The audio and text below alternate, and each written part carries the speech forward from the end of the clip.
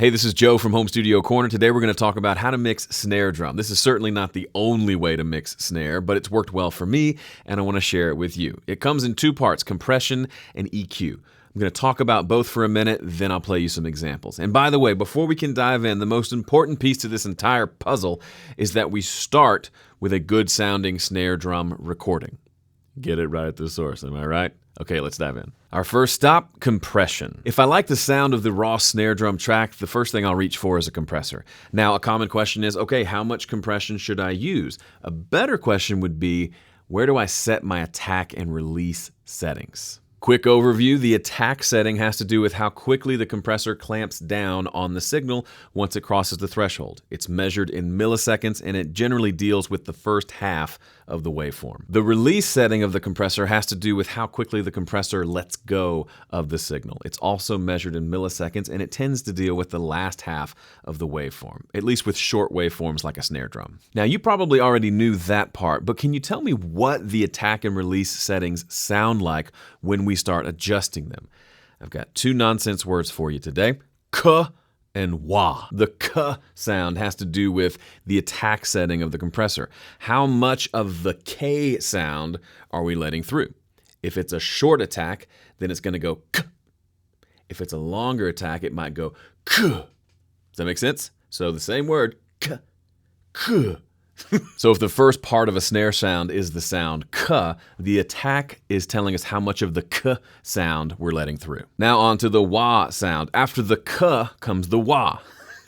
So stupid. This will make sense in just a second. After you compress the sound, the snare drum as it's releasing gives sort of a wah sound. Now, how quickly that wah sound happens is determined by the release setting. A very short release, meaning a small number of milliseconds, it'll go wah, come right back.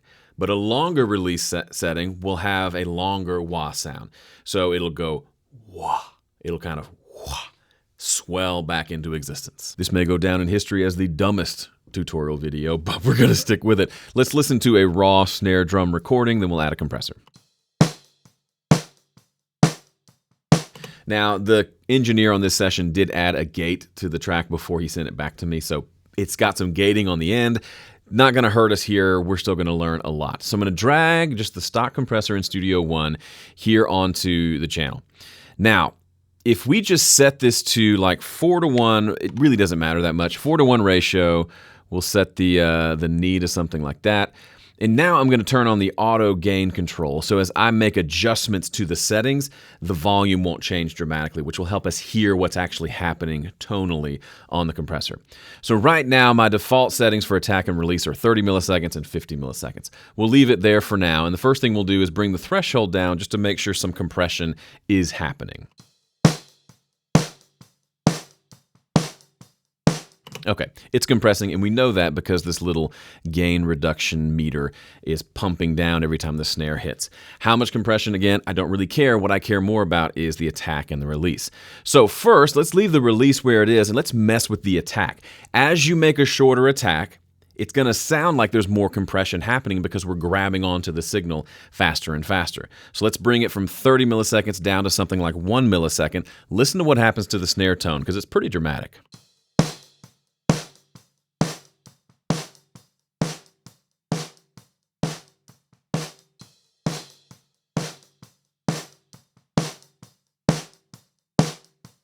As we raise that attack setting, we're adding more of that initial sound of the snare drum in, so it gets a little snappier. There's more of the K happening. If we go up to like 100 milliseconds, there's a lot of that K happening. Very punchy. But if we want to make it a little bit tighter, a little bit shorter, we bring the attack down and we get like a snappier, tighter sound. You can hear it. It's like going it's being squished down, okay? So let's do that. Let's stick with something like, I really do like around 20 milliseconds. That sounds pretty good to me. It's got kind of the right balance of snap and punch. I like that. Now let's go to the release, the wah of the sound. Let's go with, let's start here at 50 milliseconds, where it is. And let's go first for the longer release. Let's go up to like a second of release, like literally 1,000 milliseconds, and see what that sounds like. you'll notice everything gets quieter. You have the attack of the snare drum, and then the rest of the sound gets really quiet.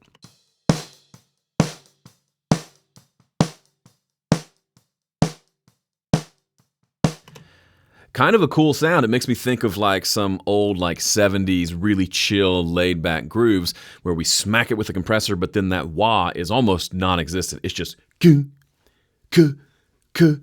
But as we bring the release back down and we're letting some of that wah happen, you'll hear there's this extra tone that's there that's really important, especially in rock music, that we have some of that. And this release allows us to determine how much of that we have.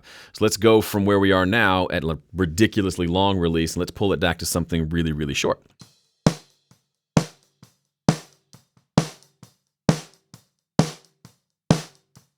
Okay, so this isn't really short yet. This is back to around 50 milliseconds, which I tend to like.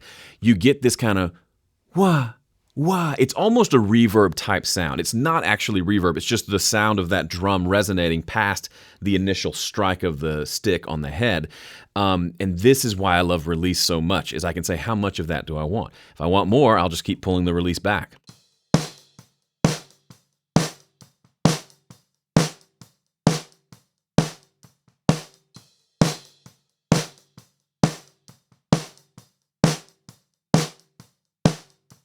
You hear that difference? I get excited about this every time I do this because that literally sounds like I was turning up a bottom snare mic, right? We only recorded this with a top snare. I don't have the bottom snare mic, but the way that release is interacting, as I bring it down more and more and it gets quicker and quicker, we hear more of that sound of the snare drum is coming through. So instead of the initial ka, we're hearing a little bit of that wah happening.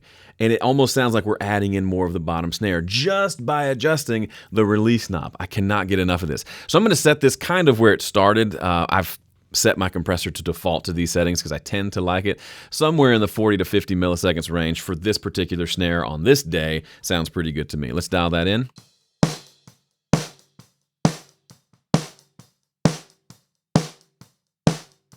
Actually, no, I went up a little bit higher, up to 80 milliseconds. I liked it a little bit darker, a little less of that wah sort of sound. Liked it a lot. We'll stick with that. Now let's move on to EQ. I'll keep this one really quick because there's just three things I want to show you. There are three EQ zones that I think about when I think about EQing snare drum. Zone number one is the beef zone. This is anywhere between 80 and 250 hertz. This is where the kind of chest thumping sound of the snare drum hits. If you like a big beefy snare like I do, then these are where those frequencies are. If you're missing them, you can boost them here. If there's too much of them, you can cut them. Zone number two, the grossness zone. This is around 400 hertz. I've not found a snare drum, or really just any drum in general, where I really love the sound of 400 hertz there. It gives it this boxy, kind of hollow, muffled sort of a sound. So I generally like to at least try out doing a cut there. 9 times out of 10, it makes the snare drum and any drum sound better. Zone number three, the sizzle zone. Now this can change from snare to snare, but it's probably somewhere in the 1 to 5K range, maybe a little bit higher. If you go too high, you start to boost the sound of cymbals. But in the 1 to 5K range, that's where that sparkle, that snap lives. So if your snare sounds good and big and thick, but then you turn on the rest of the mix and you're losing it just a little bit in the top end, a little boost in the 1 to 5K range, somewhere in there will give it that extra snap and sizzle that you're looking for. All right, let's demo that. We'll take the snare that we've already compressed and we'll add an EQ after that. First, let's do a boost down in the beef zone so you can hear what I'm talking about.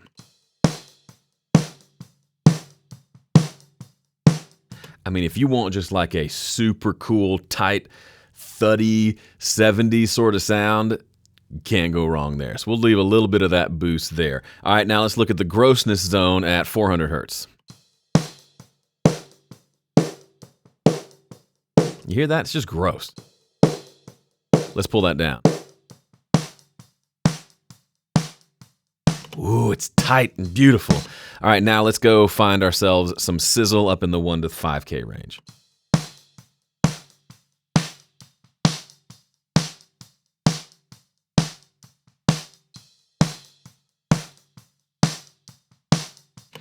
Depending on the style of music, having that extra kind of top end, as soon as it gets a little bit brighter there, I instantly think of more pop tunes for some reason. It's got a little bit more of that kind of really grab your ear sound that works well. And we ended up right just below 5K here. So the sizzle might be a little bit higher.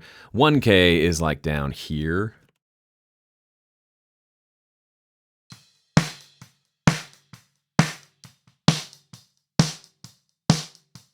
So you can hear going from 1K to 5K is a pretty big difference, but somewhere in there you can get a little extra of that sizzle that you're looking for in the snare drum. Okay, that's it. If this was helpful for you, I'd love for you to consider becoming a subscriber. And if you want more help from me, I've put together something called my 5-step mix guide that you can have absolutely free by going to 5stepmix.com. Thanks for watching. See you in the next one.